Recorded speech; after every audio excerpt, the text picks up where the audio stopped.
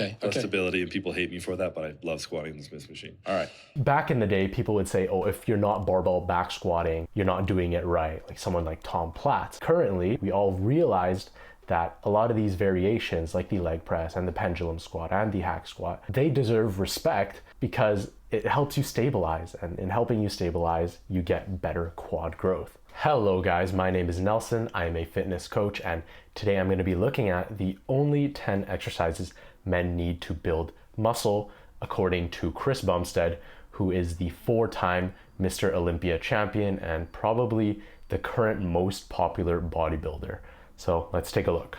If you only had 10 exercises for the rest of time, that's all you have in your library to stay as muscular as possible, give me the list. So the goal is to be as muscular as possible. Correct. If I were, let's say I'm competing and I have 10 exercises. Sure. All right. Sorry. I'm gonna have to count it on my hands. Squats. Why? Just overall leg growth. They help glutes, quads, like a large portion of the leg. That Barbell really back help. squat. Barbell back squat. Super simple. Right. So the first exercises he names is the barbell back squat, and it's a good exercise. A lot of people have seen a lot of progress in their legs, like especially the quads, with the barbell back squat. However, I would say if the intention here is purely for muscle growth and not for strength, I'd say there are better squat variations that require less stabilizing power, namely the leg press or a Smith machine squat, even a hack squat or pendulum squat.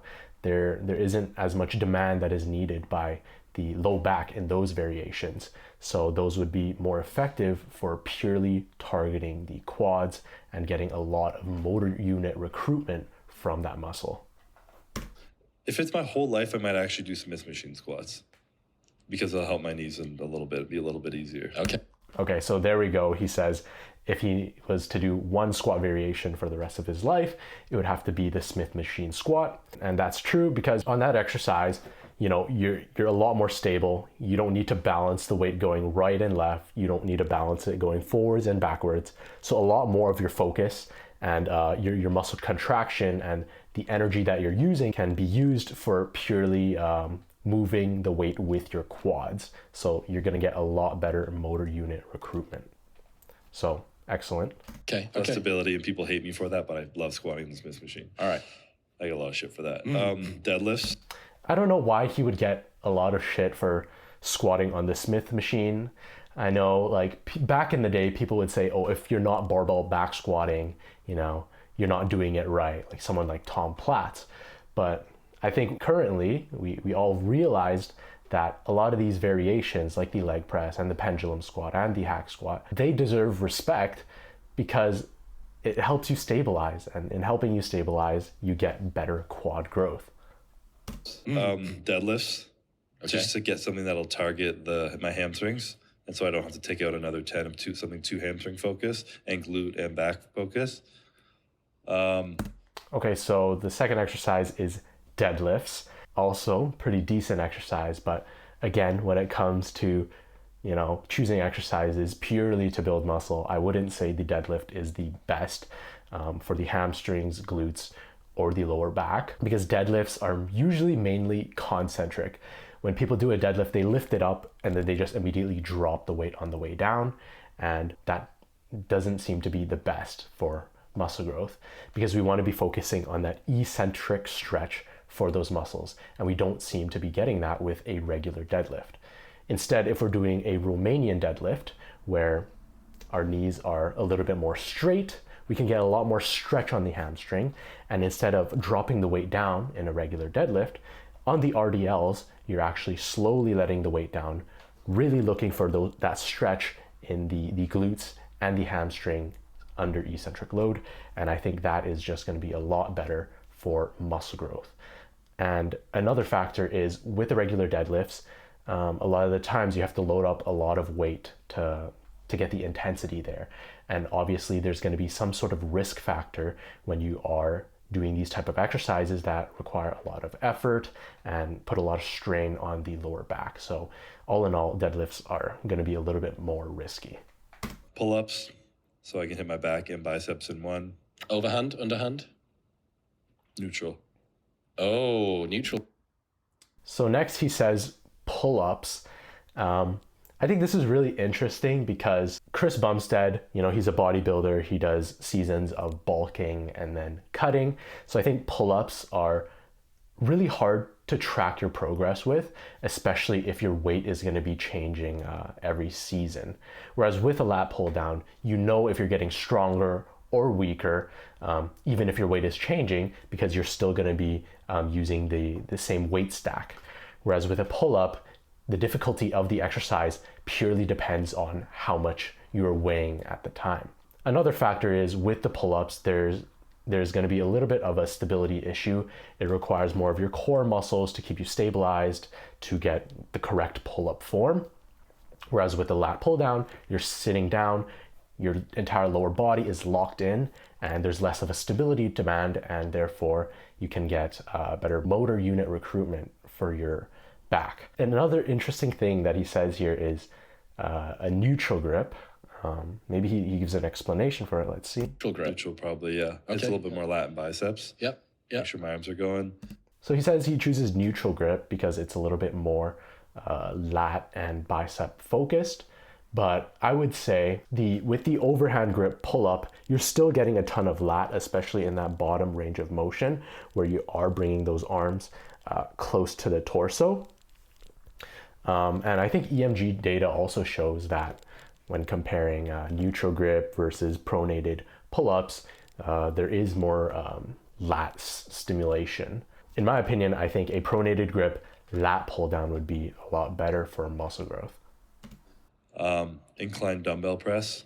I find incline's a little bit better on your shoulders. So if you're doing it's the only exercise you can do, you won't fuck up your shoulders as much.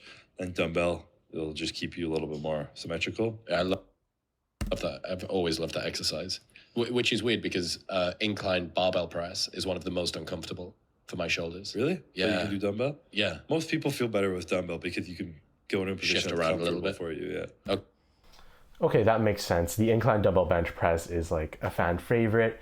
It is, especially on the incline, it's going to be a very good exercise. It's probably one of the only exercises that you need to fully develop your chest. And they're saying, the differences between barbell and dumbbell, you're going to get a little bit better of growth with the incline dumbbell bench press because you are able to horizontally flex your arms more.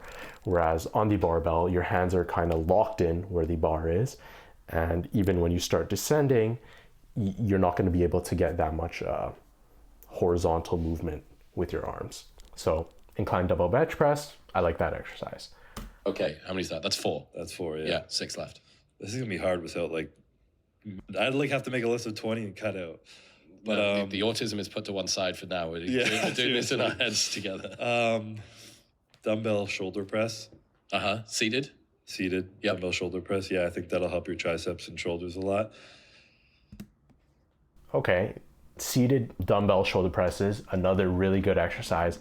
I like that he specified seated, which is a good idea because if you're standing and you're holding heavy dumbbells for shoulder press, then there is going to be a stability issue. Whereas if you're sitting down, you can really lock your body down and only move your shoulders, and there you go. Higher motor unit recruitment on the shoulders, and that'll just be great. Maybe a close grip flat bench, different part of the chest and triceps. Okay. Yeah. Interesting that he says a close grip bench press. That's going to shift the emphasis onto more of the triceps. But I would say since he doesn't have a pure tricep exercise already, why not just do something like a skull crusher or a straight bar tricep push down, right? We already have a chest exercise. Let's do a pure tricep exercise. Nothing wrong with close grip. Yeah. 4 left. Dumbbell curl. Just something specific. Brilliant. I'm so glad that was in there. How do you want to live without doing fucking dumbbell curls? It doesn't even help your physique. Life, I just need it for my mindset. Exactly, yeah. With that, are you supinated? Again, this is the only one that you're going to get. Are you seated? Are you standing? Standing, supinated. Okay, good. Yeah. The dumbbell curl is a classic exercise, and I agree with them. How are you going to live without doing some sort of dumbbell curl. Probably one of the best exercises that you can do for your biceps.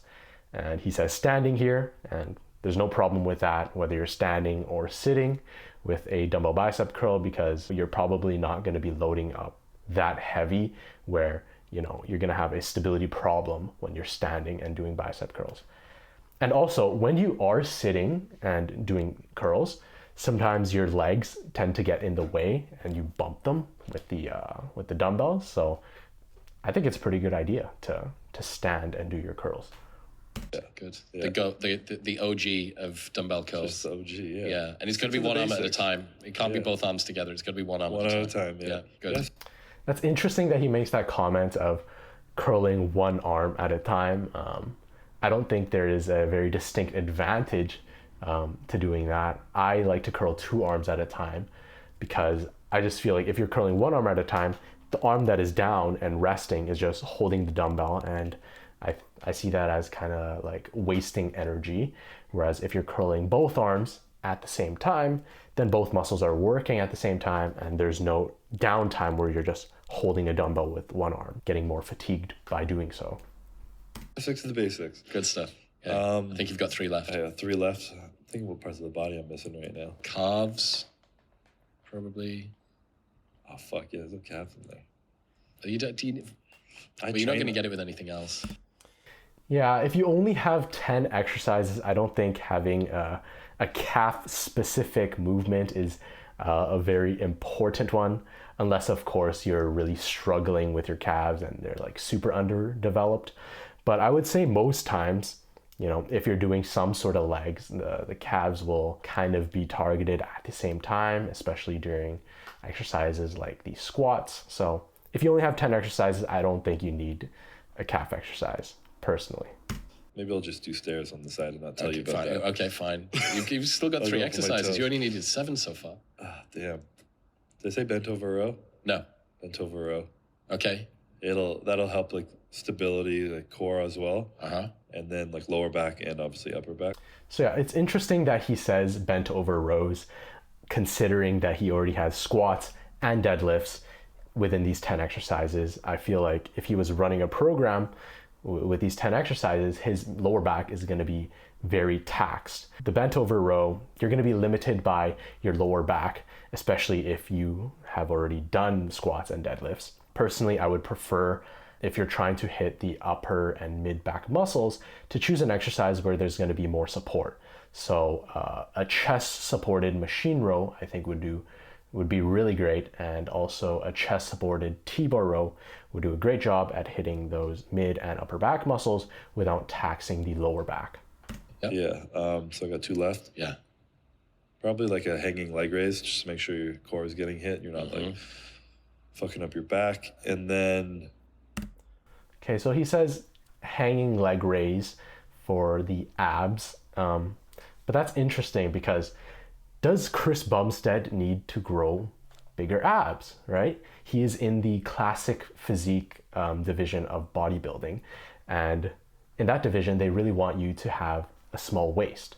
So the question is, does he really need to grow his abs, right? And if you're saying, no, he doesn't, he's just doing abs to get the shredded look. But we know you can't spot reduce fat. So the reason he would be doing abs is to grow them. And personally, I don't think Chris Bumstead needs to grow his abs. I think it's much better if he achieves that shredded abs look by just going into a caloric deficit and getting absolutely shredded. I think his abs are big enough. I don't think there's a need for ab hypertrophy. I would probably do lateral raises just to get some meaty delts over. Fuck yeah. You just do more. Well, you've got the close grip and you've got the incline press. Yeah, so interesting. So lateral raises, obviously another great exercise. I'd say the shoulder press, the seated dumbbell shoulder press that he's doing, those already target medial delts. Contrary to popular belief, it's not just the anterior deltoid that is being targeted when you're doing an overhead press variation. The medial delt actually gets a ton of work as well. And especially considering Chris Bumstead's physique, I would say he doesn't need 2 shoulder exercises because his shoulders, I believe, are already really, really strong. I'd say his weakest point in his body is his biceps. So I would like to see another bicep curl variation within these 10 exercises. And I think that'd be great for him to keep working on his weaknesses. And obviously, yeah, Chris Bumstead, he has huge biceps. I'm just saying, relative to all the other competitors within his division, his biceps are going to be weaker. What do you weigh now? How heavy are you? About 262 right now, 260. Right. You said that you could dunk a year ago, though. I could, at 260. I got a video of it, so I'm not lying. No way. Do you put it online? It is online, yeah. A game of pickup, a 30-minute game of pickup basketball would probably be not very good for your knees. No, I did it last year. I was telling you that, yeah. I went and played with a bunch of the guys here. We probably played for almost an hour. It was pretty long, and I could not walk for a week. So that's the thing that a lot of people confuse with, having muscle mass and being physically fit. There is some sort of muscle mass that you have to be considered a fit person. But once you get beyond that threshold, you're not getting more and more fit. In fact, your cardiorespiratory performance is going to decline the more muscle mass that you have beyond that healthy threshold. So Chris Bumstead, he's 262, and obviously his knees are going to take a beating if he does cardio-based sport, because he just has a lot of muscle, and that muscle is not functional to those type of cardio activities. So that's the truth, is that the more muscle you have does not make you more healthy. So remember to still do your cardio, guys. It was just inflammation and pain. I was just sitting in the ice bath. So bizarre, right? Because you think athlete, professional athlete. What do you do for a living? I like fitness things. Yeah. But people often don't call bodybuilders athletes. So, but it's not that fitness either. Yeah. We'll get back to talking to Chris in 1 minute, but first I need to tell you about... And I think that's the end of the video. Those are the 10 exercises that Chris Bumstead would do if he only could do 10 to build muscle. Yeah, I think that'll be it. Thank you guys for watching. There's a link in the description. If you're interested in any coaching from me or any of my programs, you can check that out. But other than that, see you guys next time.